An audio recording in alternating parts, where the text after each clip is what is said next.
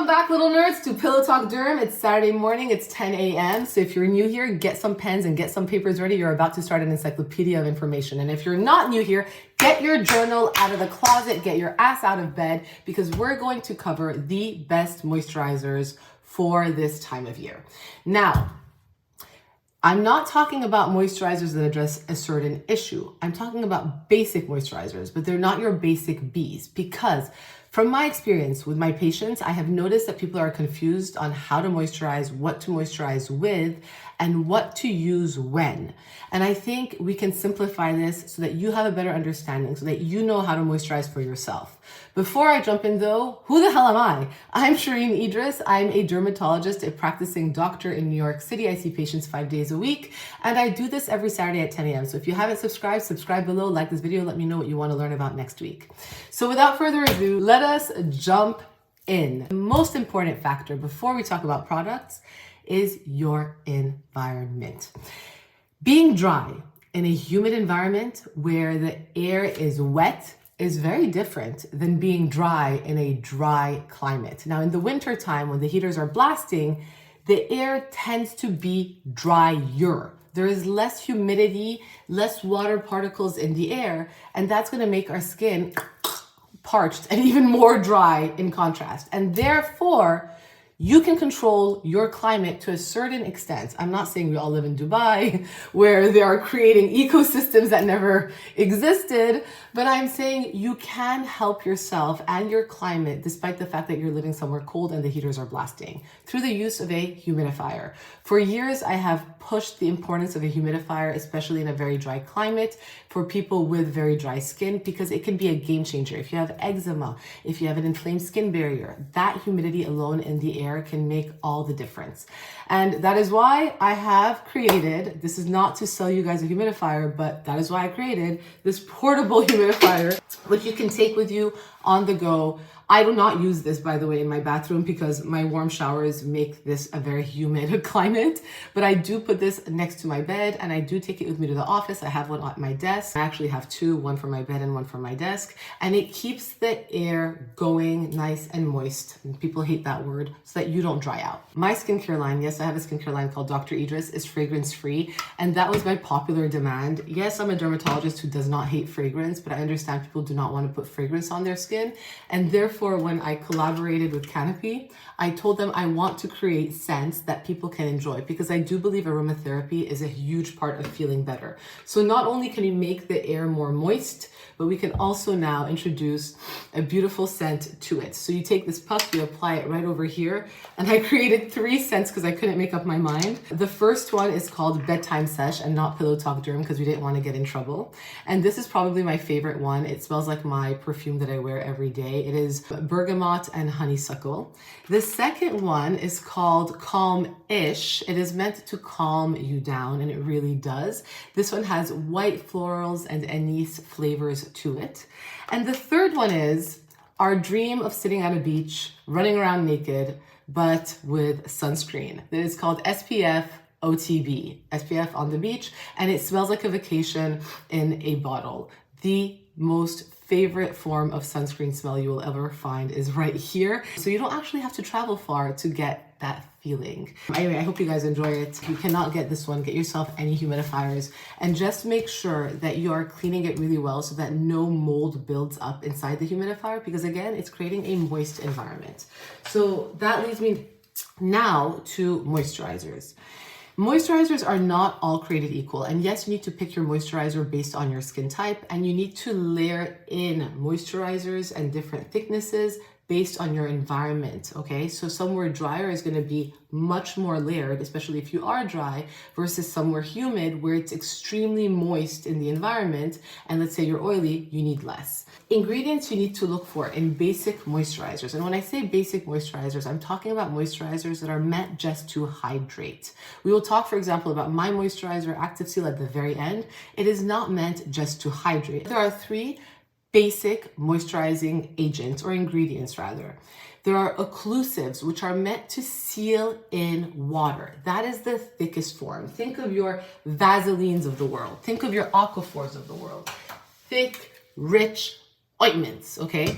Then we have humectants. Humectants are meant to hold water to the skin.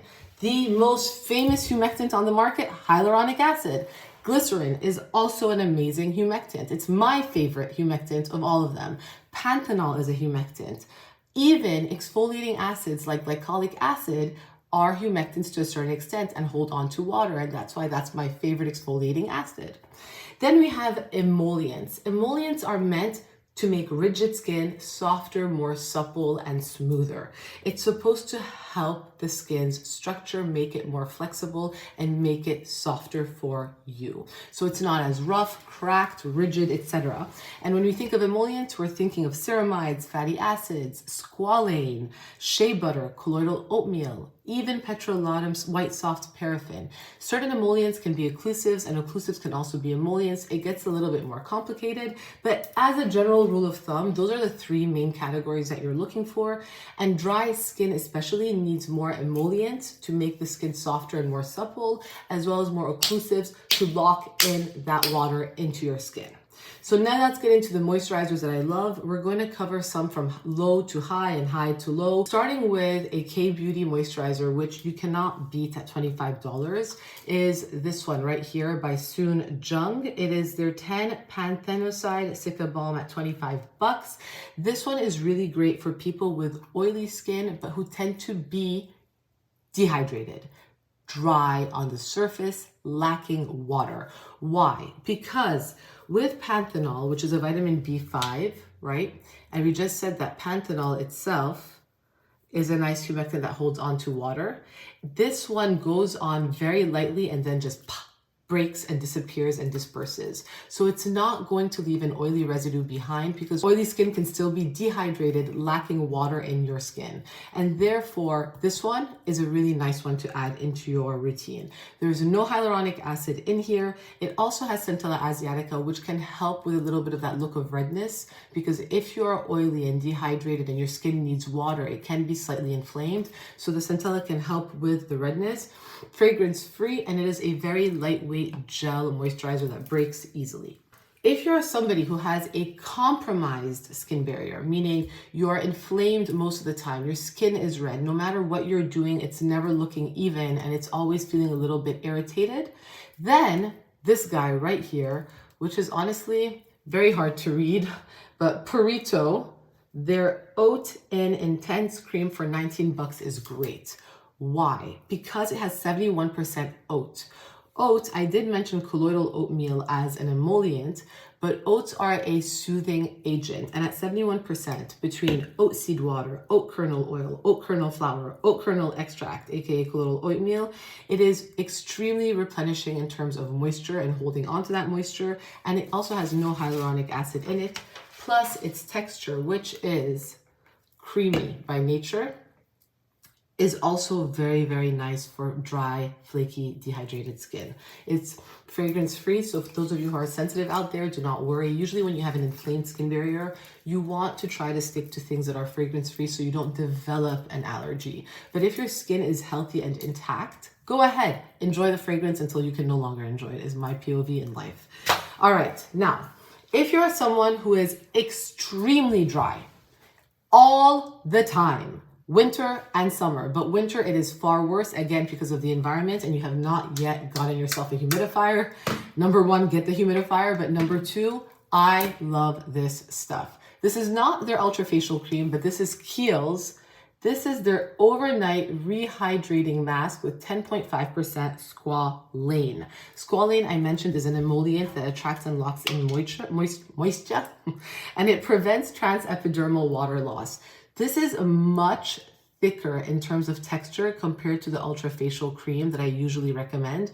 It is a hybrid between that and Vaseline. It is much thicker and it is much heavier on the skin, almost between an emollient and an occlusive kind of, and it's going to lock in that moisture.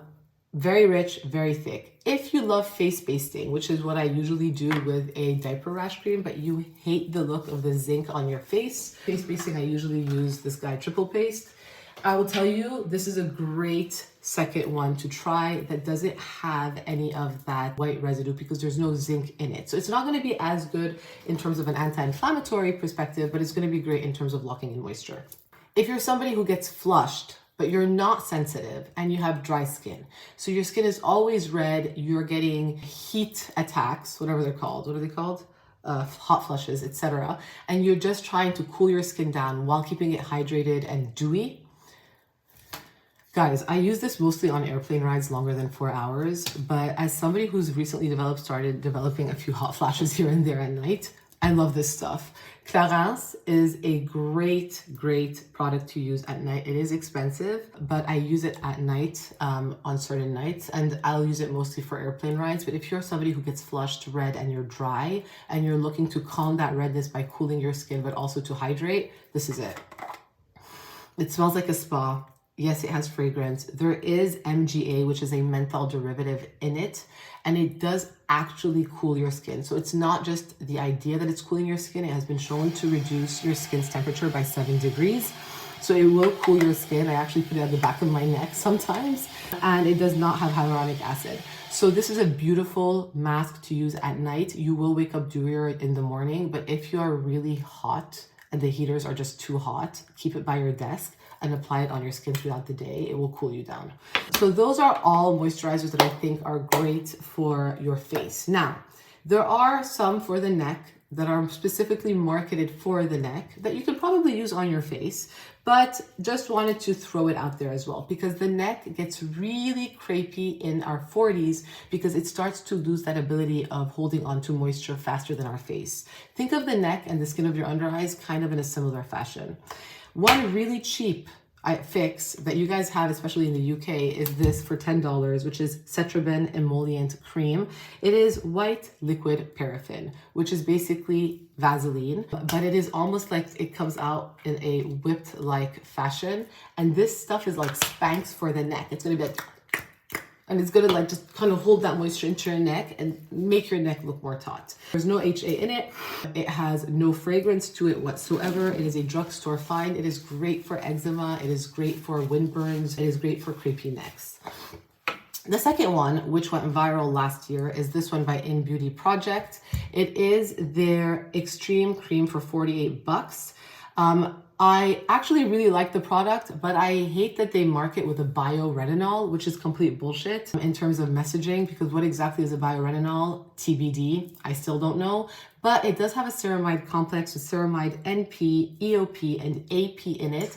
And ceramides, like we mentioned, are going to keep our skin feeling soft and supple and nice and flexible. So it's really good for your neck and even your décolleté. And I mentioned it is thick, but still relatively fluffy.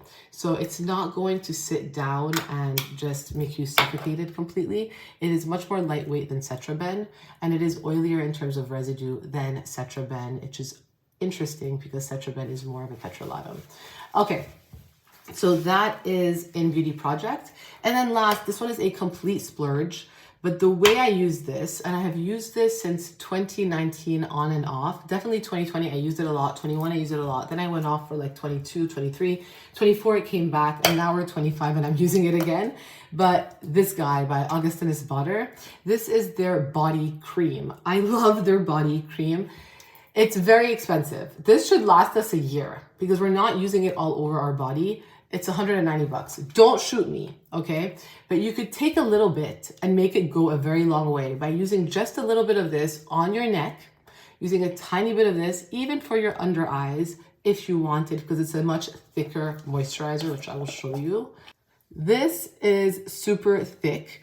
And it kind of reminds me of Nivea, which is a complete insult because it is not Nivea and it's much more expensive, but you do not need to be using this much all the time. I'm just showing it to you guys for texture and for effect's sake. But this has bisabolol, which helps to support your skin's barrier function, shea butter as well. It's extremely rich. I mean, this just feels luxe, and sometimes skincare is aspirational, so knock yourself out and use it on your neck and your chest.